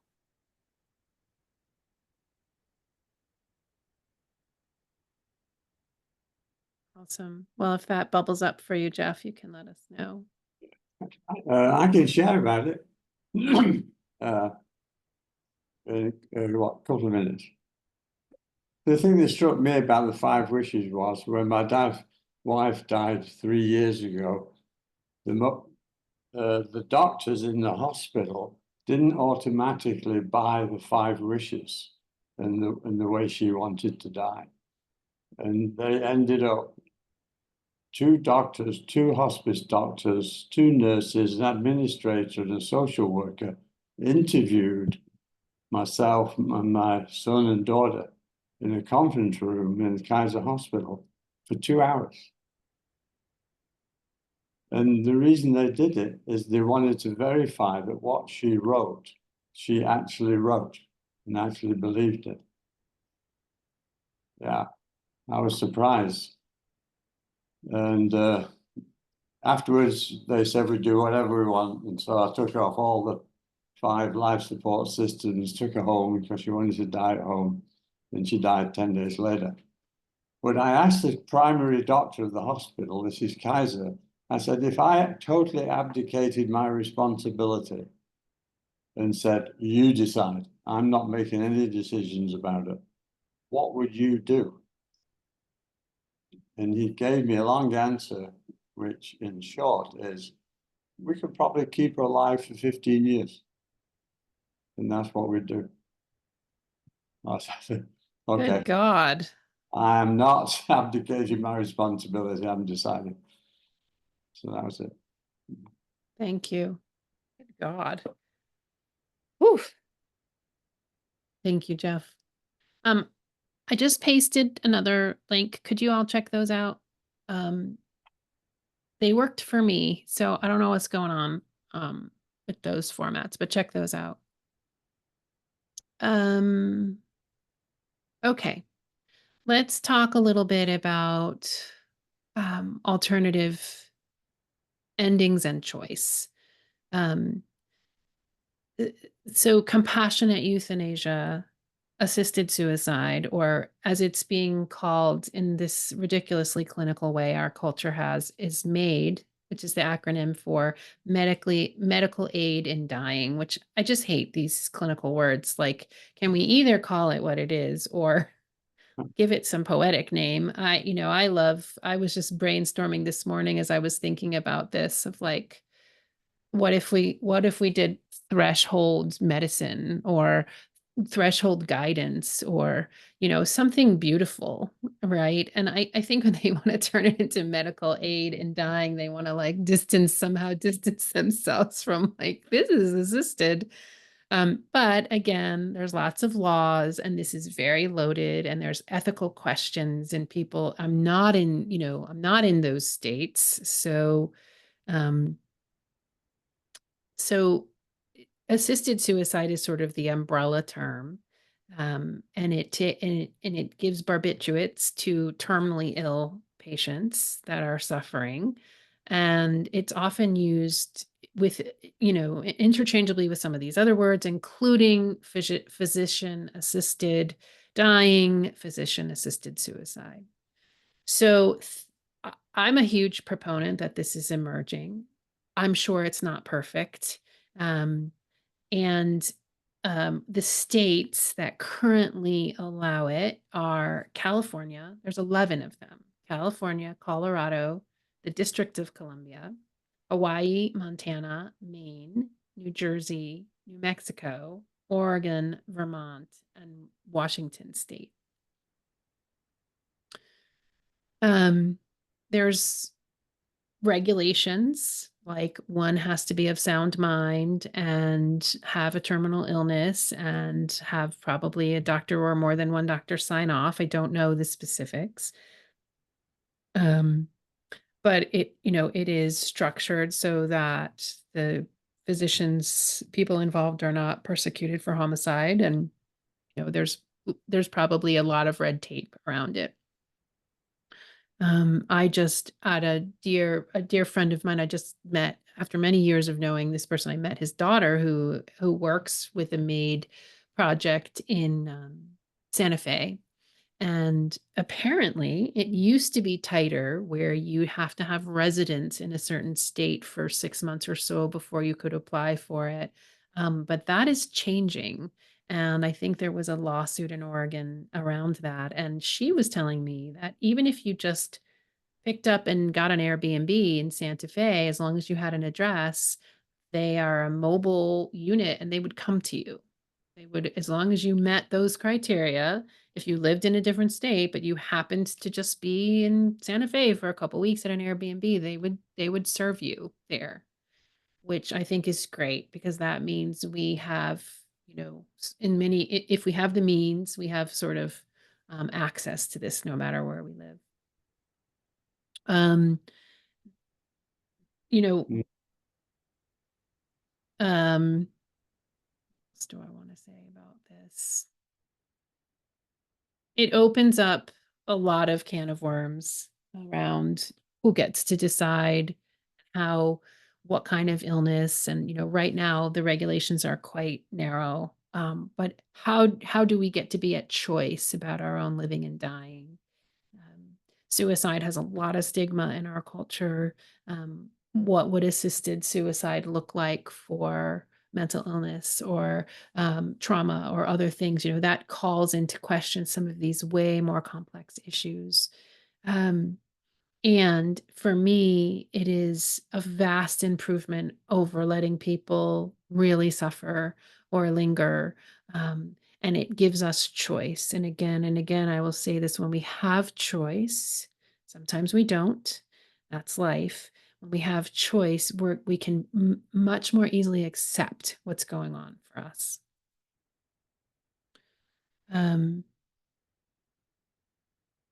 I have a whole bunch of resources for this. I'm going to list this in the chat and hopefully the links will come through.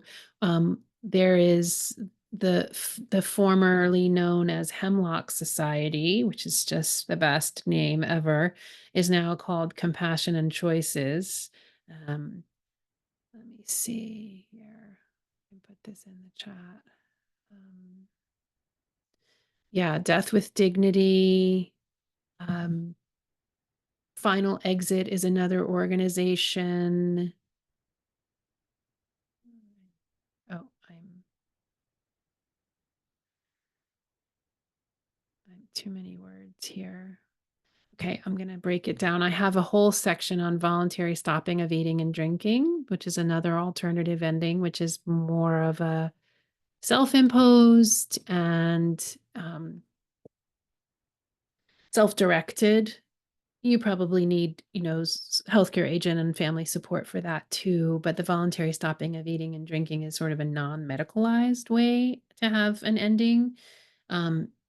Sometimes dry fasting or fasting can improve a health condition, so it's not always guaranteed, but usually if one has a terminal illness and it's an advanced stage illness, the voluntary stopping of eating and drinking, sometimes it can take a couple of weeks, a couple of 3 weeks, but it is, from what I understand and what I hear, reduces pain and can actually be a more liminal way to go.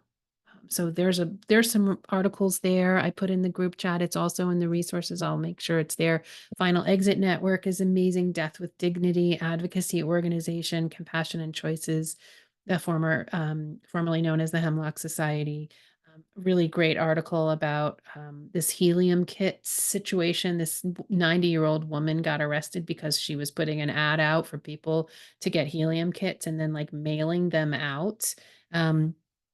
And the feds sort of found her and arrested her. And she's like, what are you going to do to me? I'm like 95 or whatever. Like, I'm going to keep mailing these helium kits out. So really fascinating stuff.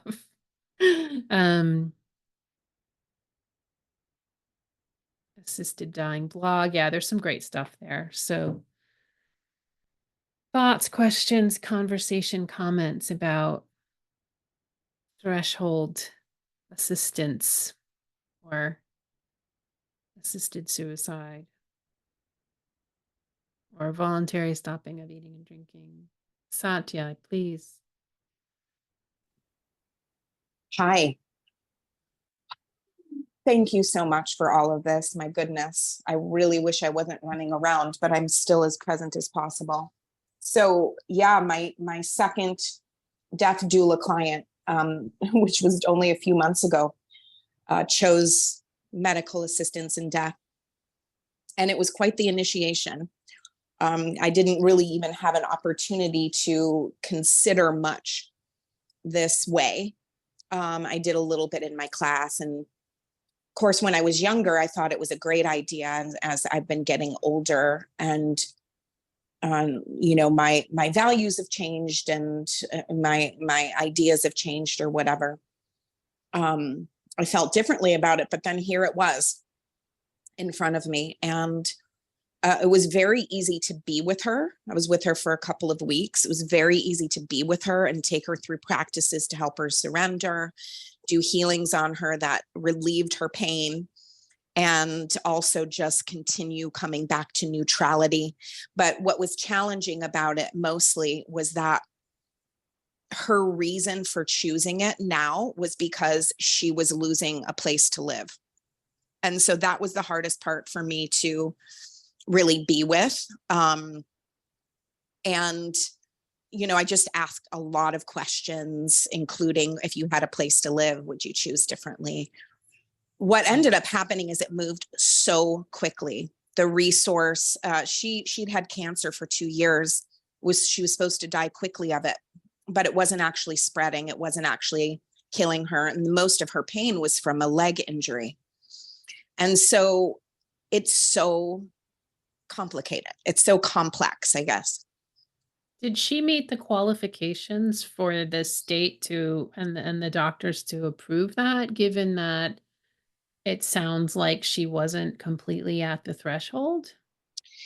This is what was the challenge for me, and being new, I didn't have all the resources. I definitely reached out and did the things, but the particular sort of, I don't know, I'm going to say company that we went through to get her support that I had been referred to, she just was able to move through it so quickly and get her particular doctors to sign off. And at one point I got some support about, she should be with a social worker. So then I tried to get a social worker to meet with her.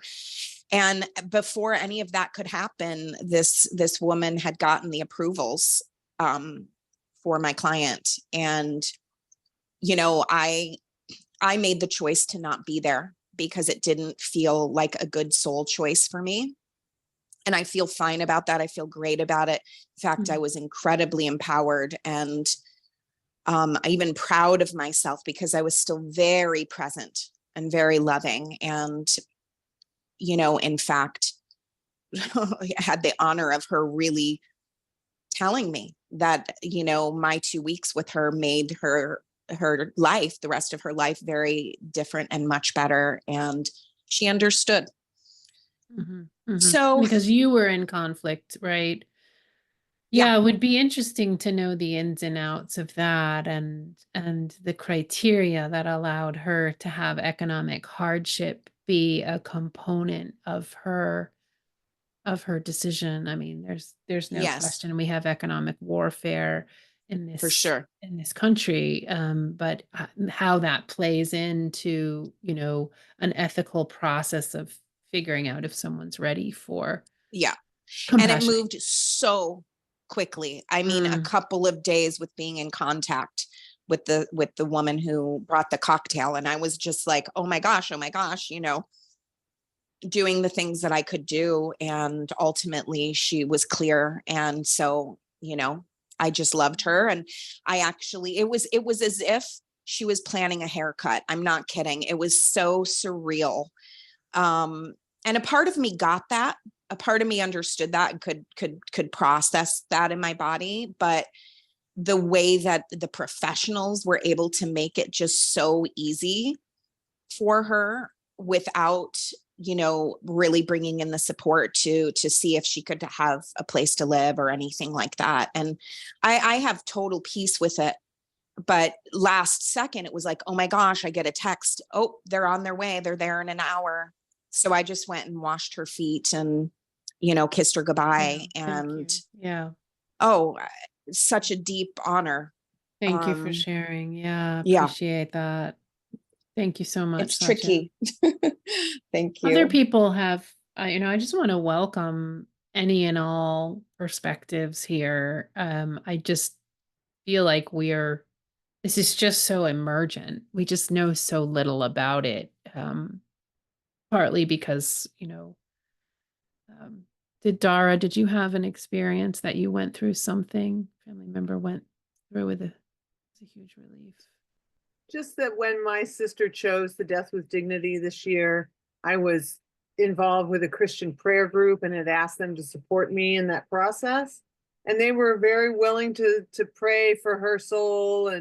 But at the same time, they were very challenged. This Christian prayer, my Christian friends were very challenged by their whole attitude and faith-based, that suicide is against God's plan. And I don't have any of that stigma. And I had to drop out of the group because, and maybe this was just my projection, that they were judging me. But my faith doesn't limit it to, just the teachings of Jesus, that where I don't even know where it says in the Bible that you can't do death with dignity. I don't know, because I'm not that steeped in the Bible and Christian faith. But anyway, I just noticed that for a large segment of our culture, the death with dignity is not an option. And I know in Colorado, it was chopped down 2 or 3 times when it was trying to get in place as a law, because the fundamentalist Christian church was like, no way, this is not happening on our watch. Interesting. Yeah. I see you, Heather, first, and then Marilyn, but I just say this quick thing. I'm very connected to the intentional communities movement, and Twin Oaks community in Virginia has a whole building dedicated to elders and those who have disability challenges. And there was one woman some years ago who had been at Twin Oaks for decades, and she was ready to die, and she started doing VSED, which is the voluntary stopping of eating and drinking, and her kids, her biological children, found out about it and called the police, and had the police come and take her out of that community and get her to a hospital. And they forced her to get hydration. And the community was just like, what the heck do we do here? You know, who has legal precedent? And then I didn't wasn't as close to the story, but I had heard that she came back and did it again, or at least I don't know if she talked to her children or something happened. But these are the kinds of things that, you know, can really tear families apart and really be drivers of fear and conflict within the family, because it's there's a lot of choice and there's intensity around how people feel about those choices. So just some mindfulness about that. If you're gonna do that, you probably want to talk to your kids or your parents or your siblings or your spouse or whoever it is. Like, really take the time to go through that process. Heather, please. Yeah, I was just gonna quickly share that super helpful just to talk about today, assisted suicide. And my mom, our whole family navigated the death journey of my grandmother who had dementia for many years. And my mom named after that experience that, you know, if she was ever diagnosed with dementia, that she would not want to live for as long as her mother did with that disease. And so, you know, she utilizes a lot of dark humor and was like, yeah, you just need to walk me into the woods, you know? So she's named like that wish for assisted suicide if that were to happen. And so these resources are very helpful to invite more conversation with her and also to help me reconcile with that wish of hers. Mhm. Thank you. Yeah. I was looking for I thought it was part of the link, the dignified death. There's a place in Switzerland that has a website, and it's there at the end called Dignified Death Option. And they have their website is like available in German, Italian, Swiss, French. And I'm pretty sure they accept folks with dementia, which is not something that you're going to find here in the United States. That is definitely a no-no. If people can't consent, if they're not in their full faculties. So I don't exactly know how it works in Switzerland. I think you have to sort of catch it before a certain time, but then people aren't quite ready. I think it's also got its complications. So thank you for sharing that. And I like your mom's dark humor. Marilyn. Yeah, I just wanted to share my experience with in Colorado. So my husband had metastatic lung cancer, and it was a great comfort to him to be able to have that option, you know, because he did not want his death to be prolonged or painful or, you know, because it was pretty clear what his prognosis was. And so even though, you know, we started on the process, and it is, as you explained, a pretty lengthy process of getting approvals and making statements and things like that, but still just to be on the path of being able to access that was a comfort. Even though we didn't get to the end of the process, I sensed a change in his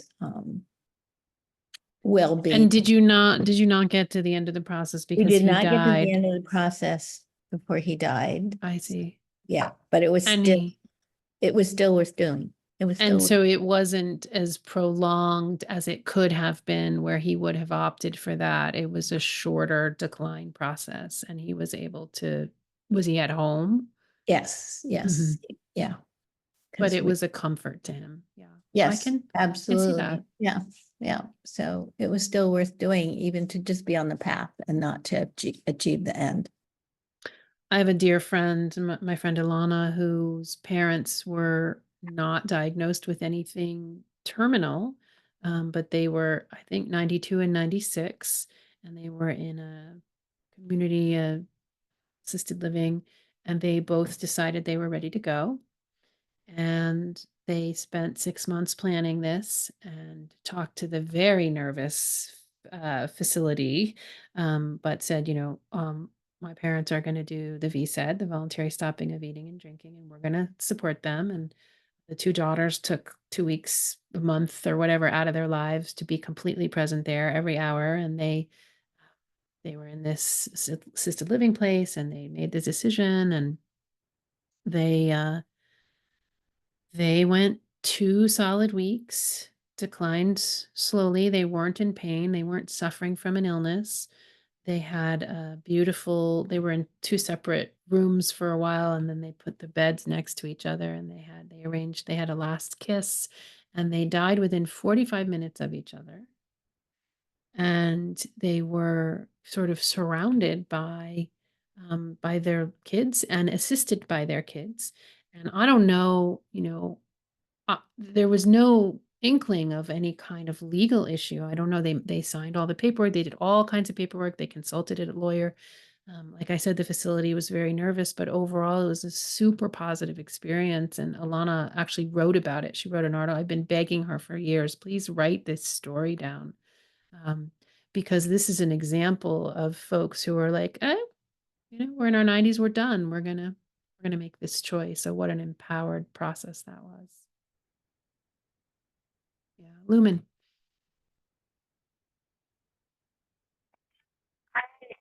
You double clicked on this a moment ago after I raised my hand, but I guess I'm curious to understand more deeply about the like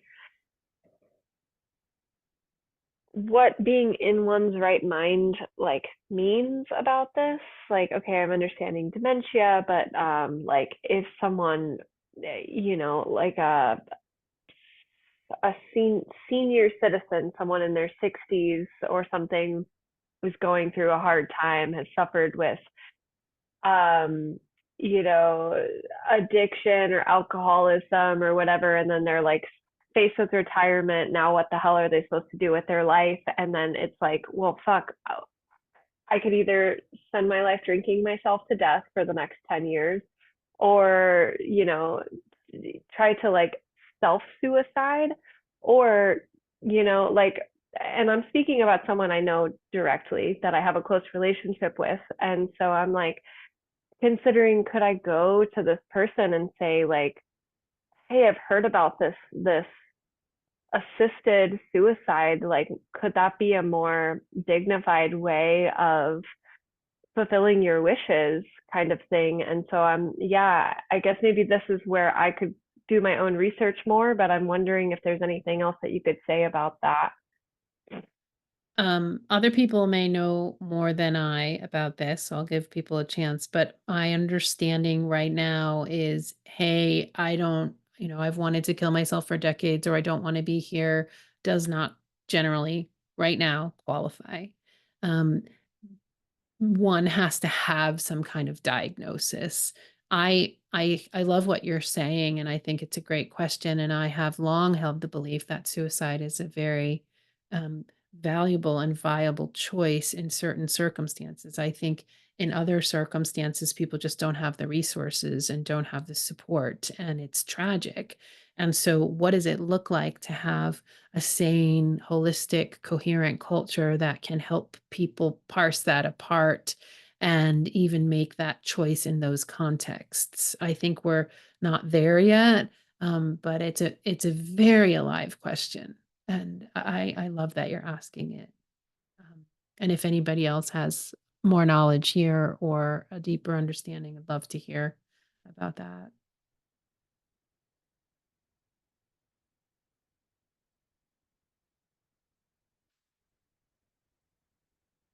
Yeah. Good conversation, y'all. Anything else about things we talked about today? Wish to, homework, pain, being at choice, assisted suicide.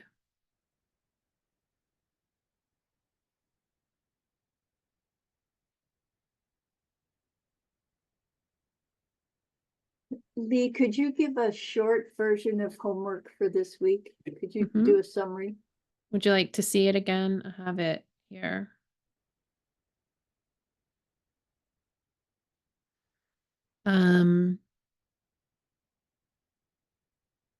So the online Go Wish card game, if you haven't done it. Wish 2.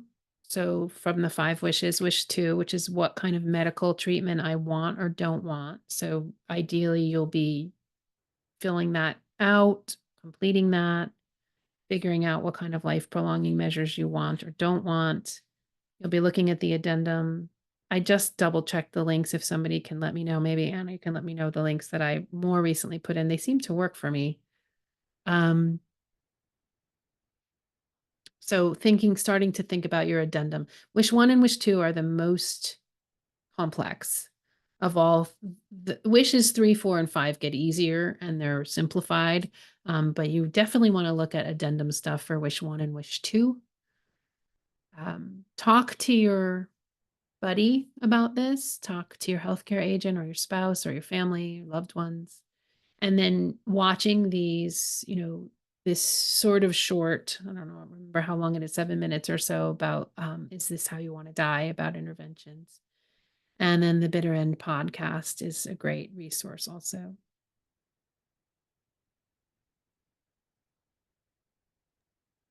Thank you. Mm-hmm. I'll do a poem here at the end. From John Rodell. He says, "This body is a long-term rental. My skin is on a 70-year lease. Someday my bones will be a fossil and my atoms will be a breeze. My hair is here for a quick visit. This brain won't linger too long.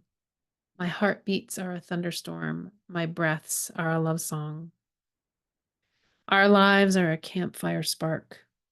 As we blaze against the night, our existence is a quick crack before we fall back into the light. Since we are here for just a single blink, we can't waste time fearing the grave. Embrace the moment, my sweet mayfly, 'cause life isn't the ocean, it's the wave."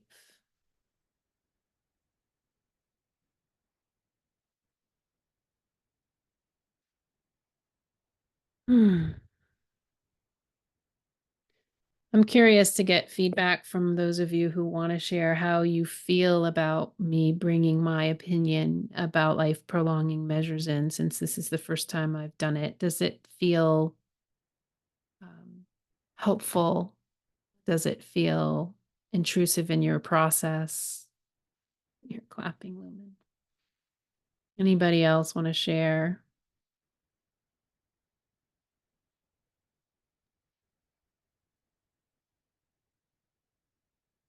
Maria. For me, it's really helpful because regardless of what someone's choices ultimately are, I think it's really helpful to be able to talk about it. Mm-hmm. Right. Mm-hmm. And your experience, your opinions, I value. Mm-hmm. So I think, I think we've learned a lot if everyone had a chance, right, to voice their opinions, and that's not practical, but I appreciate it a lot. Yeah, thanks. There's so much violence in our culture and so much violence at birth sometimes that can be really impactful to mama and baby, and then so much violence that can happen at death. Like how sometimes we can't avoid violence. I don't want to, I don't want to paint some black and white brushstroke, but the question of like how do we lessen the violence? Yeah. So, and that video, "Is this how you want to die?" really gave me voice around that. So I think that's a great place to look. Alan, did you want to share? I can. I'm in favor of you sharing your viewpoints on it, partly because through the course of this already, I have developed a deep trust in what you have to offer. Both your knowledge and your willingness to share. So no, I want that. Okay. I want how you Great. see it. Thank you. Awesome. All right, beloveds, we lost our break momentum here at the end, but you can get up and stretch and dance and jiggle and wiggle now. So see you next week. I'll stay on for a few minutes if folks want to connect more, but lovely, lovely as always to be with you. I look forward to this time together.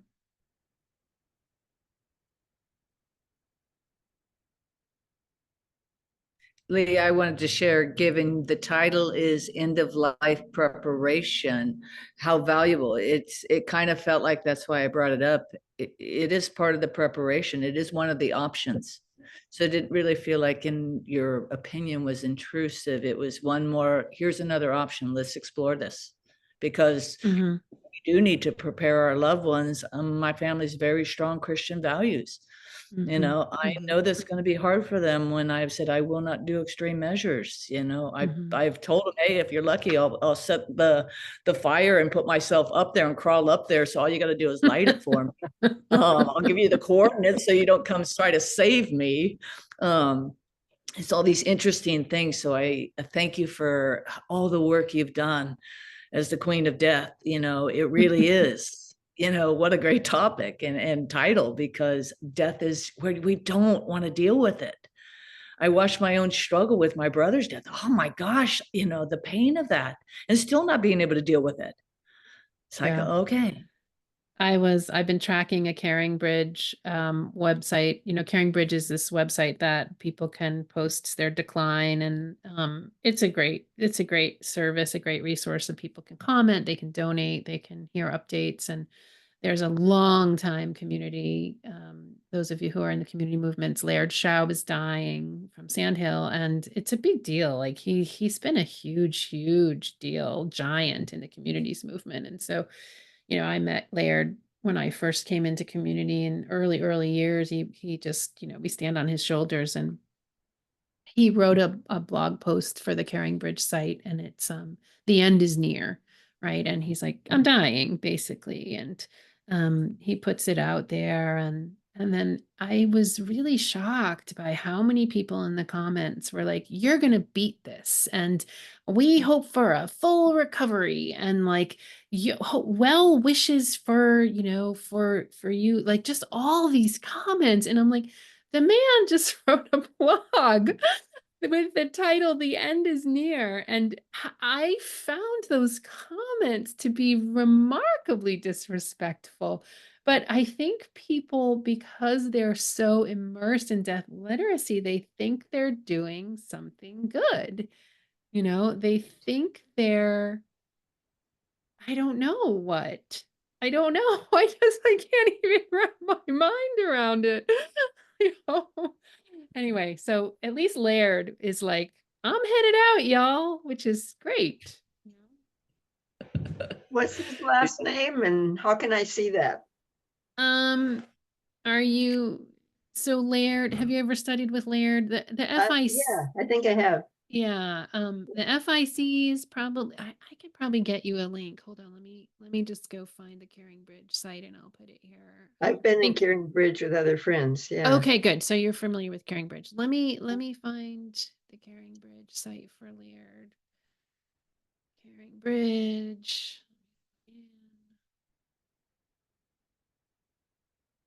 And then we can, yeah, Laird's health updates. Okay, here they are. Here it is. Yeah, I was amazed. I was truly amazed. Okay. Here we go. Here we go. Okay, here is the Caring Bridge. Specifically will take you to Laird's page. What's his last name? Schaub. S.A.? He went by Laird Sandhill for many years, but his last name is Schaub, Schaub, Laird Schaub. That's right. And like yeah. you can see, like he's had 12,000 visits to this page. Oh, you know, like he's you know, he's sort of a celebrity in the communities movement. So there's a lot of activity on this page. Okay. You know, like I ran a Caring Bridge site for a friend, and there was a couple hundred people that came to see it, you know. Okay. That sounds worth reading.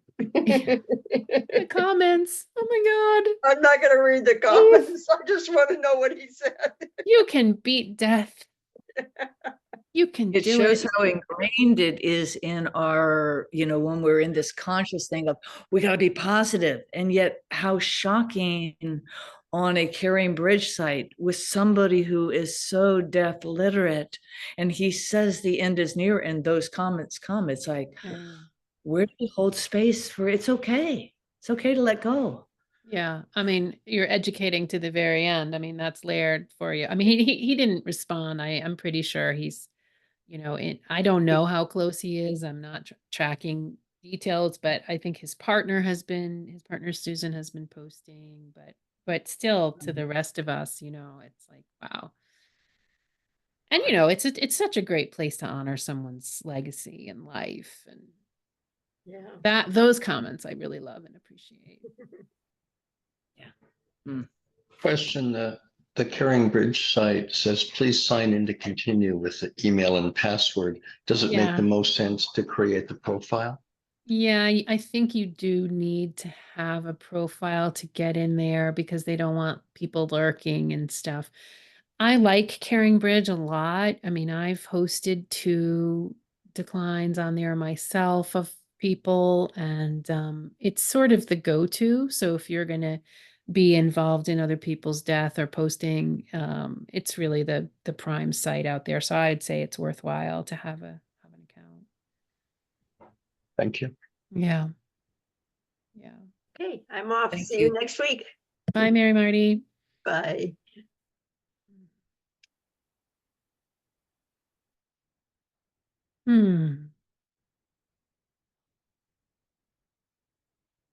You're in some kind of home this week, Alan.